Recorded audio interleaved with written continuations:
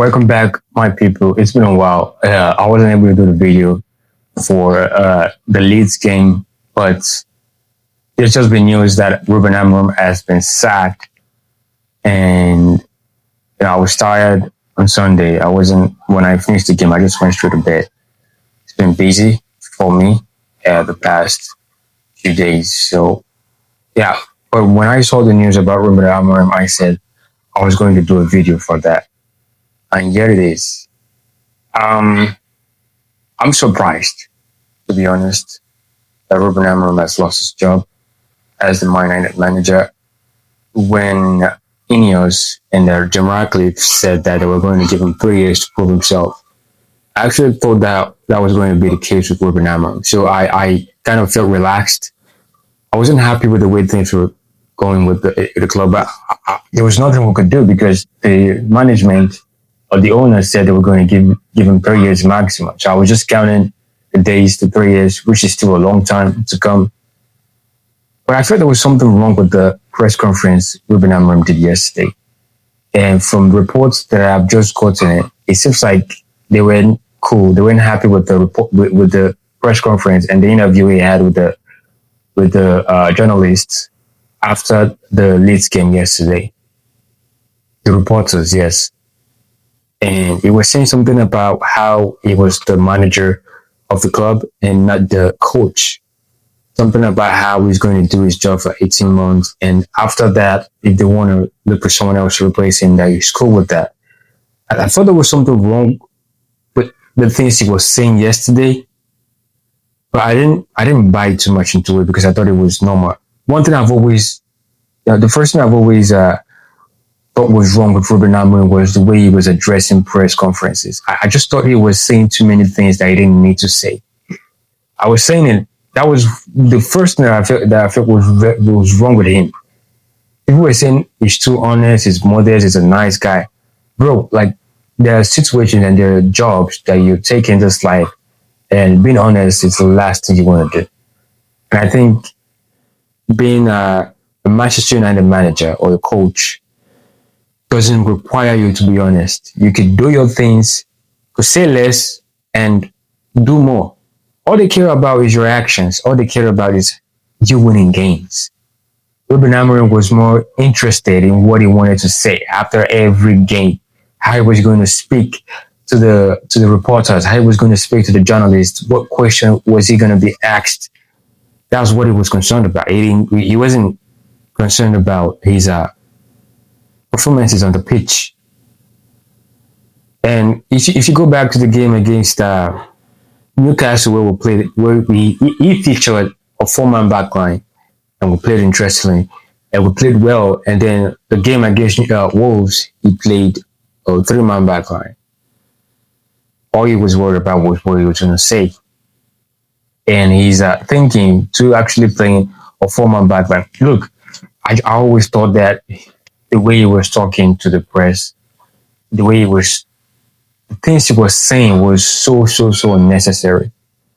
And look, it looks like that's the reason why he's got the sack.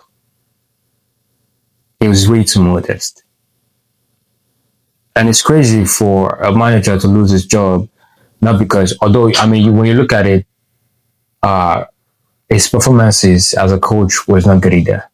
So it goes both ways. I thought they were trying to be patient with him.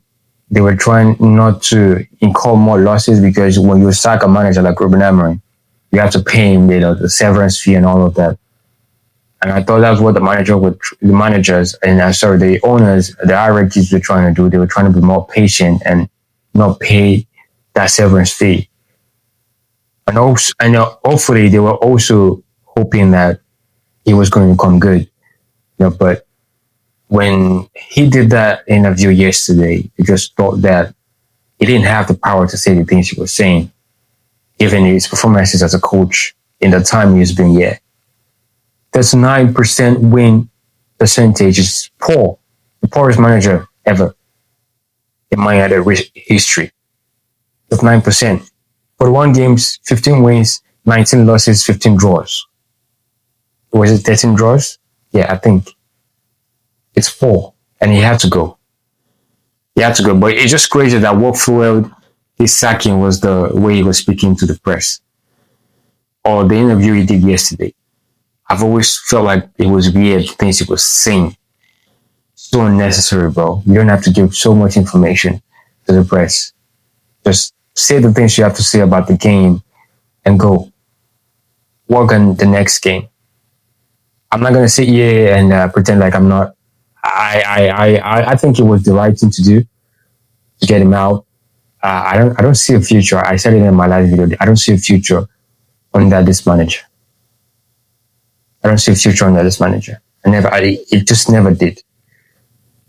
And I'm not gonna sit here and say I don't like the system because the system for other things has been doing very well. But when I look at the caliber of players we have, I just think it's the wrong system to go to. Yes. And also the press conference that Postcoach did, where a lot of United fans were calling him out and saying that a great player but a poor pundit. He did an interview with two other people. I don't know their names, but he was saying that how Ruben Amorim doesn't get the club. That everything he has done has always been anti-United, and it's true. But people who were calling him out and saying it was wrong for that. I mean, you have to look at yourself again. Pascal was a Man United legend. He played all his life as a Man United player. He didn't play for any other club, right? And he came out and was talking about a manager who didn't get the club, and you thought he was wrong. It was never wrong. It was never wrong. Ruben Amorim just doesn't get the club. And if you go onto the Leeds game, we were playing a three-man back line, first step. And I'm very sure a lot of you could see the difference when it switches back to a four-man back line and a 4-4-2 formation with Zexi coming up. We were creating chances for free, like chances that we struggled to create in the first half as a three-man back line. We were creating so many chances. Just the introduction of Zexi alone. And look at the chances we were able to create. Now, imagine what we could do if we had all our players back. Playing a more balanced formation. Man, he just doesn't get it. He doesn't get it. And I think a sackable offense is one where you came to a club and you said you were never going to change your philosophy, right? Which is a 3-4-3 or 3-4-2, whatever you said. And for some reason, this formation has not been doing very well. And a manager who said he was not going to change his philosophy changed it against Newcastle, and you allowed the fans to see the beauty of what a four-man backline could do, especially for United. And all of a sudden, you go back to a 3-4-3. I thought that should have been a sackable offense. That's sackable, honest. But he's gone now, and I think Darren Fletcher is going to take him as an interim manager. And rightly so. I think he was a Manchester United player, so he understands this club, and I think he's going to do the right thing as long as he's going to be the manager of the interim boss. Going to do the right thing, and I see all is improving under him. But I don't know who's going to take over the job. I'm hearing news about Gary Southgate and also Enzo Maresca. I don't think Enzo Maresca fancies coaching United. I wasn't a big fan of Enzo Maresca. I thought he done well for Chelsea, but I'm not a big fan. I think there's a Ruben Amorim type of coach taking too many risks when he knows he's got the players to actually go and affect and win a game. You just want to take a risk and see where it goes. See what happens. Yesterday, that game against Leeds was crying out for a change of formation. And he had to do it when we considered a goal. That's when he said, "Oh yeah, I have an option. Why not do it when it's too early?" I've been saying this. Look, he was right to get a sack. I don't feel bad. I feel bad that a man just lost his job, but he's gonna get paid for that. So it's a win-win for Amorim. I don't think he ever cared about United. Because if he had cared about United, he would have done the right things. He never did the right things. No. All he cared about was himself. He Ruben Amorim was selfish. He was a selfish coach. He never cared about United. He cared about himself. Yes. But anyways, I didn't do a reaction to the Leeds game. The second half was brilliant, switching to a four-man backline in 4-4-2 with Dogu on the right hand side, Kuma on the left, and then Sescon and Zexi as a number 9. I love the way we looked. I love the way we were playing. It just makes me hate this formation, this three-man backline more. It makes me hate it. Ruben Amorim should just stick to it and never allow us to see how beautiful it is when we play with a four-man back. But anytime it does, I just hate the fact that we have to come up with a three-man backline. Honestly. But it was a good game. I thought a draw was likely. I think it was the best result for us. We could have won the game, but given how many absentees we have, Bruno Fernandes, Amad Diallo, and Bromo, Kobe Mino, Maguire, Delete, a draw was a good result. Leeds are unbeaten 7 games. So they're in a good run of form. And I like the mentality of the squad that they didn't want to lose that game. And our reaction to going 1-0 down, coming back and scoring a goal. So I like the reaction from the team. But, I'm just trying to understand the atmosphere in the dressing room right now. I'm very sure some of the squad would have been very, very kind of, they must have had an affinity to Ruben Amorim. But they have to know that their loyalty is to the club and not to the coach.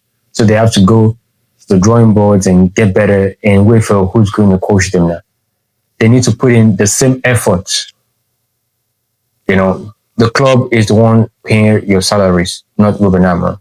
So go in there, play better, and I'm very sure when we switch back to 4, I'm not saying that, it's the best, but we don't look good in the 3-man backline. We considered a lot more goals playing that formation. So, here goes nothing. Go back to the 4-man backline and then play the United way. Play the United way. That's the end of the video. Make sure you like and subscribe, and I will see you on the next one.